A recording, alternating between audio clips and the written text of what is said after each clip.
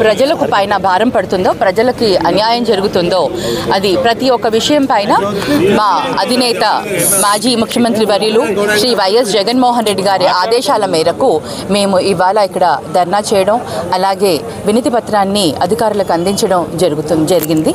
మరి ముఖ్యంగా మీరు ఒకసారి అందరూ ఆలోచిస్తే మా పార్టీకి ప్రత్యేక హోదా మా పార్టీకి ప్రతిపక్ష హోదా ఇవ్వకున్నా కూడా బాధ్యతగా ఒక ప్రతిపక్ష నాయకుడిగా మా జగనన్న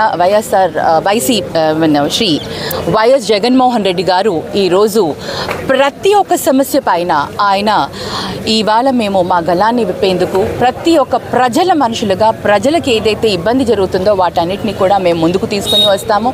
మొన్న రైతులకున్న ఇబ్బందుల గురించి చేయడం జరిగింది. అదేవిధంగా ఈరోజు మరి విద్యుత్ ఛార్జీలు ఏదైతే 6 నెలలలోనే 15,000 కోట్ల కంటే ఎక్కువగా వారు విద్యుత్ని భారాన్ని ప్రజలపైన మోపడం జరిగింది.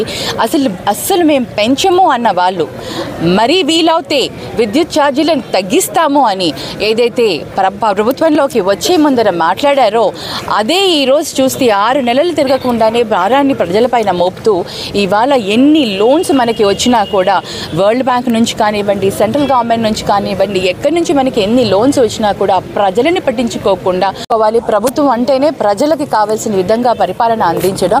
మరి ఆల్రెడీ ప్రజల్లో అసహనం అనేది బాగా పెరిగిపోయింది. ఈరోజు చూస్తుంటే చాలా బాధగా ఉంది. విద్యుత్ ఛార్జీలను మటుకు తప్పకుండా ఇమ్మీడియట్గా వాటిని తగ్గించాల్సిన బాధ్యత ప్రభుత్వం మీద ఉంది. అలాగే ఎస్సీ ఎస్టీ వాళ్ళపైన ఏదైతే 200 యూనిట్లు ఉచితంగా ఇస్తామన్నారో వాటిని కూడా వారు తప్పకుండా అందించాలి. ఇది మేమందరం కూడా ప్రభుత్వానికి విన్నవించుకుంటున్నాం. ఇమ్మీడియట్గా విద్యుత్ ఛార్జీలను అన్నింటినీ కూడా తగ్గించాలని మేము వేడుకుంటున్నాం.